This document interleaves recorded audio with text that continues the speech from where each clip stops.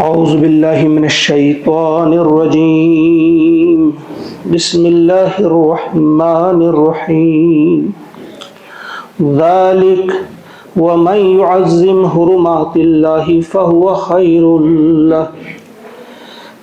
خیر له عند ربه وأحلت لكم الأنعام إلا ما يتلى عليكم فاجتنبوا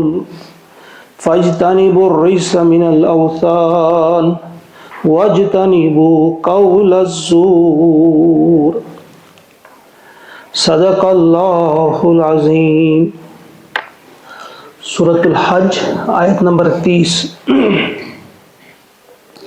انشاءاللہ 33 تک، 30، 31، 32 اور 33 یہاں تک آج ہم مطالعہ کریں گے۔ اللہ سے توفیق مانگے کہ وہ ہمیں توفیق عطا فرمائے کہ ہم ان آیات کو ٹھیک طرح سے سمجھنے میں کامیاب ہو جائیں اور اس نیت سے سمجھیں کہ ان پہ ہم نے عمل بھی انشاءاللہ کرنا ہے۔ فرمایا ذالک، یہ ہے وہ، یعنی یہی ہے اصل مقصد خانہ کعبہ کی تعمیر کا، کیونکہ اس سے پہلے جو آیت پڑھی نا ہم نے، اس میں جو حج کا مقصد بیان کیا گیا اور حج کا طریقہ بتایا، اور آخری آیت جو ہم نے پڑھی کل ثم لیقضوا تفثہم، پھر چاہیے انہیں کہ وہ اپنا میل کچیل دور کر لیں۔ اس کے بعد یعنی جب ان کا حج مکمل ہوگا، سب کچھ جتنے بھی وہ ارکان ہیں وہ ادا ہو جائیں گے، پھر وہ اپنی وَلْيُوفُوا نُذُورَهُمْ وَلْيَطَّوَّفُوا بِالْبَيْتِ الْعَتِيقِ، اور طواف کر لیں وہ بیت عتیق کا۔ اس طواف سے مراد یہاں ہے طواف افاضہ یا طواف زیارت، اس وقت ان کا مکمل ہو جاتا ہے حج، یا طواف زیارت بھی ہو جاتا ہے۔ اب اس کے بعد والی آیت فرمایا ذالک، کہا بس یہی ہے مقصد اصل میں خانہ کعبہ کی تعمیر کا۔ وَمَن يُعَظِّمْ، اور جو تعظیم کرے گا، احترام کرے گا، حرمات اللہ، اللہ تعالیٰ کی حرمتوں کا، یعنی اللہ تعالیٰ نے جن چیزوں کو محترم ٹھہرایا ہے ان کا جو احترام کرے، ان کی جو عزت کرے، اکرام کرے، فَهُوَ خَيْرٌ لَهُ، تو اسی کے لیے وہ بہتر ہے، عند ربہ، اس کے رب کے نزدیک، یعنی اس شخص کے رب کے نزدیک یہی چیز بہتر ہے اس کے لیے کہ وہ ان کا احترام کرے۔ کن چیزوں کا احترام کرے؟ حرمات اللہ، یہ حرمات کیا ہے؟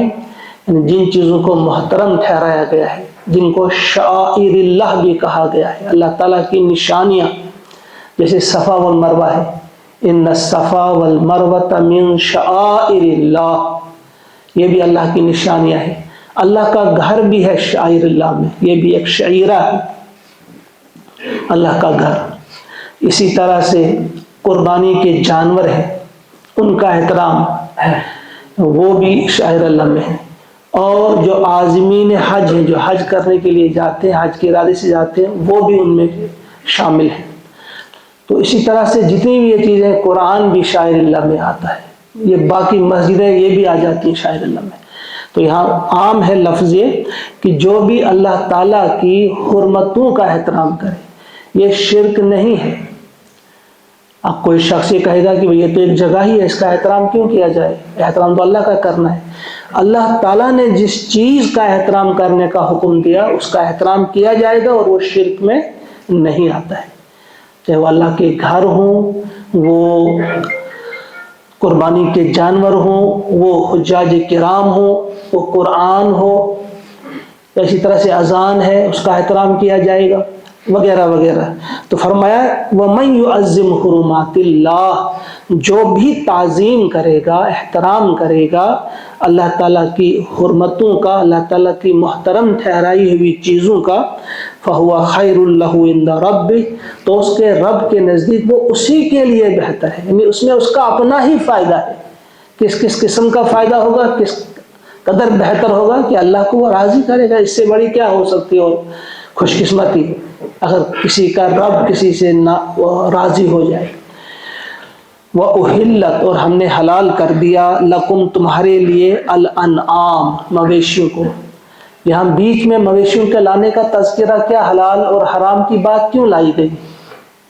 دراصل اس لیے کیونکہ احرام کی حالت میں شکار کرنا جو منع کر دیا گیا، کہیں یہ نہ ہو کہ اب باقی جانور ذبح کرنا، ان کا کھانا بھی شاید درست نہ ہو، ایسا نہیں ہے۔ احرام کی حالت میں آپ گوشت کھا سکتے ہیں، جانوروں کا ذبح کیا ہو، جو بھی آپ کے پاس پیش آئے گا حلال ہو وہ۔ فرمایا ہم نے حلال کیا ہے تمہارے لیے مویشیوں کو، الا سوائے ما یتلا علیکم، جن کی تم پر تلاوت کی گئی ہے، یعنی سوائے ان جانوروں کے جن کا آپ کو بتا دیا گیا ہے۔ سورہ انعام میں ہم وہ پڑھ آئے ہیں، آپ کو یاد ہوگا کس کس جانور کا بتایا اللہ تعالیٰ نے کہ یہ حرام ہے، کہا بس وہ تو حرام ہے جن کا آپ کو بتا دیا گیا، باقی جو حلال ہے وہ تو آپ کھا سکتے ہیں۔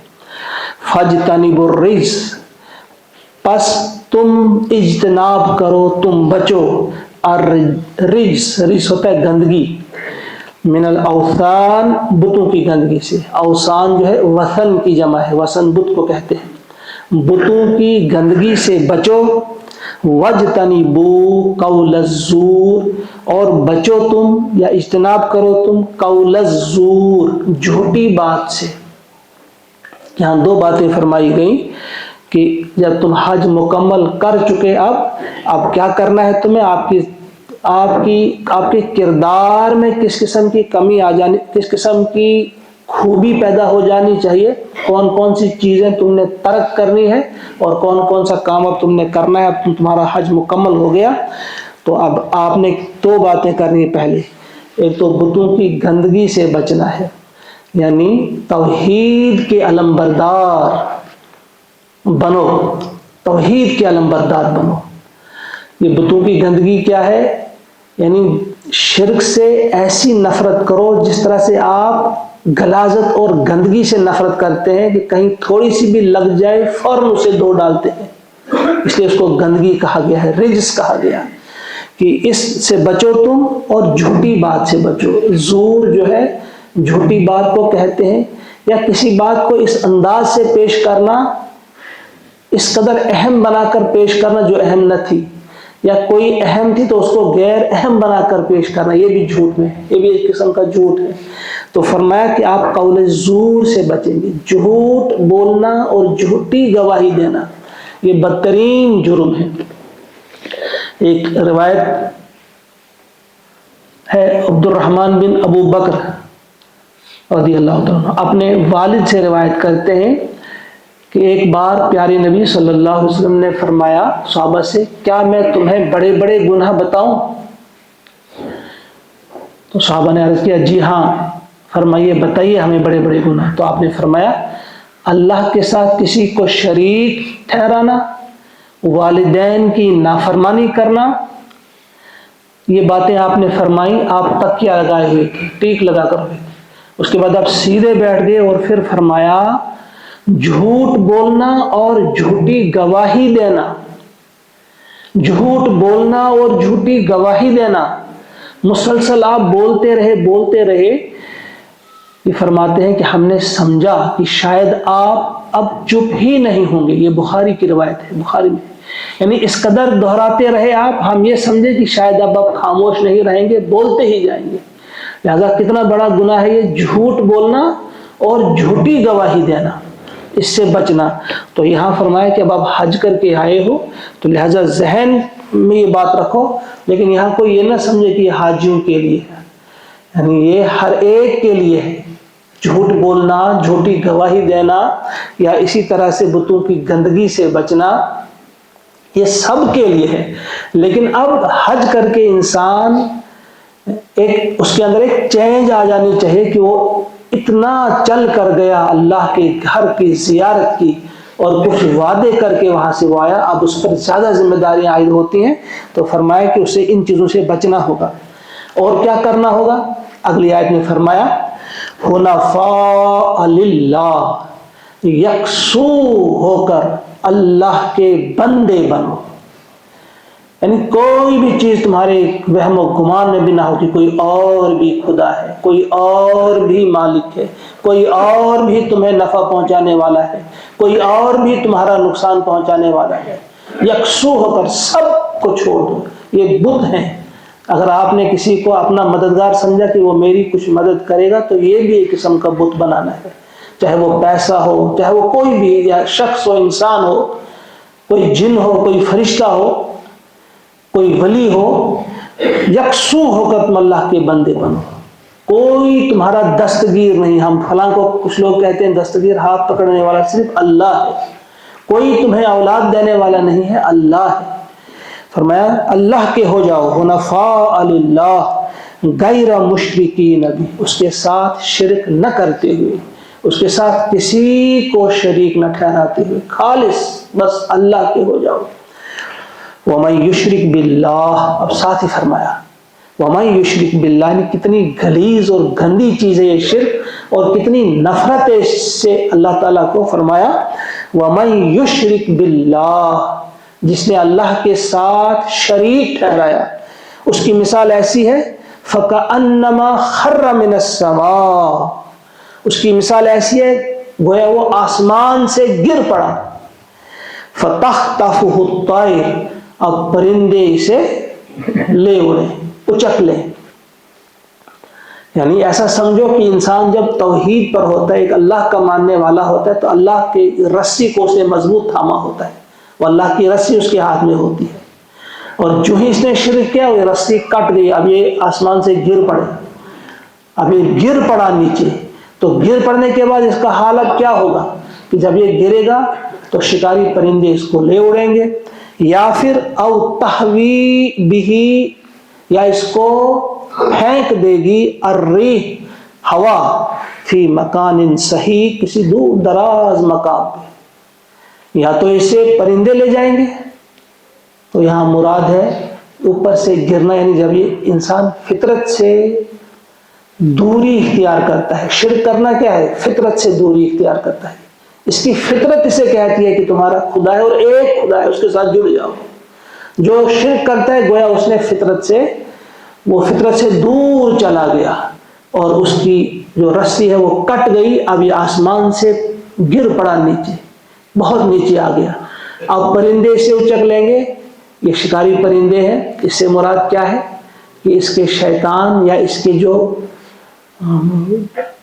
ایسے انسان جو اللہ کے نافرمان ہو، خدا کے نافرمان بندے سے اپنی طرف کھینچیں گے، کوئی یہاں کھینچے گا میرے پاس آ جاؤ، میری طرف آ جاؤ، کوئی یہاں کھینچے گا، کہ وہ اس کو لے جائیں گے اور پتہ نہیں کیسے کیسے کام کروائیں گے، اور کتنے زیادہ خطا کار اسے اور بنا دیں گے وہ، یا پھر ہوا اس کو لے اڑے گی۔ تو اس ہوا سے مراد کیا ہے؟ اس کو اپنی خواہشات نفس، اس کے اپنی خواہشات نفس، اپنے خیالات، اپنے وہم، پتہ نہیں کہاں کہاں اسے لے پڑیں گے۔ اگر اس نے اللہ کا سہارا چھوڑ دیا، اگر اس نے توحید گنوا دی، تو پھر یہ یا شیطانوں کے ہاتھ پھیرے گا، یا پھر اپنی خواہشات نفس جو ہے اس کے پیچھے چلا جائے گا۔ ذالک، یہ بات ہے اصل میں یاد رکھنے کی۔ پھر یہاں فرمایا ذالک، جیسے اوپر پہلے کہا ذالک یعنی یہ ہے مقصد خانہ کعبہ کی تعمیر کا، یہاں فرمایا ذالک یعنی یہ ہے اصل مقصد حج کا۔ حج کر کے تم آئے، اب تمہارے اندر توحید ہی توحید ہو، ایک اللہ کی محبت ہو، ایک اللہ کی فرما برداری ہو، اسی میں اللہ کے نبی علیہ السلام کی فرما برداری بھی آتی، کیونکہ اللہ کی فرما برداری کریں کیسے؟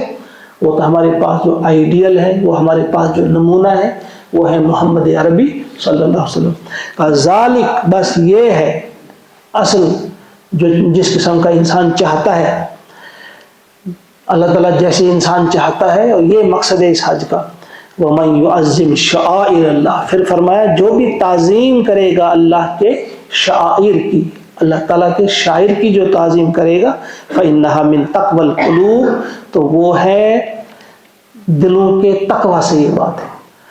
تو پچھلی یہاں بھی ابھی پہلے بھی کہا گیا اللہ تعالیٰ کی حرمات کا وہ احترام کرنا، اس میں ابھی میں نے جو آپ کے سامنے کہا کہ اس میں قربانی کے جانور بھی آتے ہیں، اس وجہ سے کچھ لوگ یا اس سے پہلے بھی جو جانور ہوتے تھے قربانی کے، ان سے کام نہیں لیا جاتا تھا، لیکن ان سے کام لینا تب تک جائز ہے۔ لَكُمْ فِيهَا مَنَافِعُ کا اس لیے فرمایا تمہارے لیے اس میں نفع ہے، یعنی تم ان سے خدمت لے سکتے ہو، کب تک؟ منافع الی اجل مسمى، مقررہ وقت تک، ایک مقرر ایام تک، ایک مقرر مدت تک۔ وہ کون سی مقرر مدت ہے؟ یہاں اختلاف ہے، کچھ لوگ کہتے ہیں کہ جو ہی آپ نے کسی جانور کو نامزد کر لیا کہ یہ قربانی کے لیے ہے، اب اس سے آپ کام نہیں لے سکتے، اور دوسرا گروہ کہتا ہے کہ نہیں، جب تک نہیں یہ قربان گاہ پہ پہنچے گا قربان ہونے کے لیے تب تک آپ اس سے کام لے سکتے ہیں۔ کام کیا لینا؟ یعنی اس پر سواری کر سکتے ہیں۔ اس کے لیے ایک مشہور واقعہ بیان کیا جاتا ہے، مفسرین نے اس کا ذکر کیا ہے کہ ایک بار ایک شخص کو دیکھا پیارے نبی صلی اللہ علیہ وسلم نے کہ وہ اونٹ کو چلا رہے ہیں، اس کی مہار تھامے ہوئے آگے آگے، تو آپ نے فرمایا اس پر سوار ہو جاؤ۔ میں نے کہا یہ قربانی کا اونٹ ہے، خودی کا اونٹ ہے۔ اور میں نے کہا سوار ہو جاؤ، نے پھر کہا یہ قربانی کا اونٹ ہے۔ آپ نے کہا میں کہہ رہا ہوں تو میں اس پر سوار ہو جاؤ۔ تو اسے مسئلہ نکالا گیا ہے کہ ایسا نہیں ہے، قربانی کا نام دے دیں گے کسی جانور کو، اسی وقت ایسا نہیں ہے کہ آپ اب اس سے کام لینا چھوڑ دیں گے، نہیں، آپ سواری کے کام آتا ہے، سواری کرو اس پر۔ دودھ دینے والا جانور ہو، دودھ اس سے لو، اون لے سکتے ہو، اون بھی لے سکتے ہو، اس کی کاٹ کر استعمال کر سکتے ہو۔ تو کب تک یہ اجل مسمى سے؟ جو دوسرا گروہ ہے امام شافعی رحمۃ اللہ علیہ اور دوسرے جو حنفی حضرات ہیں وہ بھی کہتے ہیں کہ اگر کہیں ضرورت ہو تو کام لیا جا سکتا ہے، لیکن عام طور پر کہتے ہیں کہ کام بس جو ہی کوئی قربانی کا نام جس پر پڑ گیا تو بس پڑ گیا، لیکن وقت بوقت ضرورت آپ لے سکتے ہیں، یہ حنفیوں کے نزدیک بھی جائز ہے۔ تو امام شافعی تو صاف دو ٹوک الفاظ میں کہتے ہیں کہ یہ جو وقت مقرر ہے، مدت ہے، یہ کون سی ہے؟ جب آپ قربانی کی گاہ پہ اسے جائیں گے، قربان گاہ پہ لے جائیں گے۔ ثم محلها، پھر اس کا محل یعنی اس کا ٹھکانہ، یعنی کہاں اس کو قربان کیا جائے گا، کہاں اس کا پہنچانا ہوگا؟ الی البیت العتیق، قدیم گھر کے پاس۔ بیت العتیق سے کل بھی آیا تھا، بیت العتیق کیا ہے؟ قدیم گھر، خانہ کعبہ۔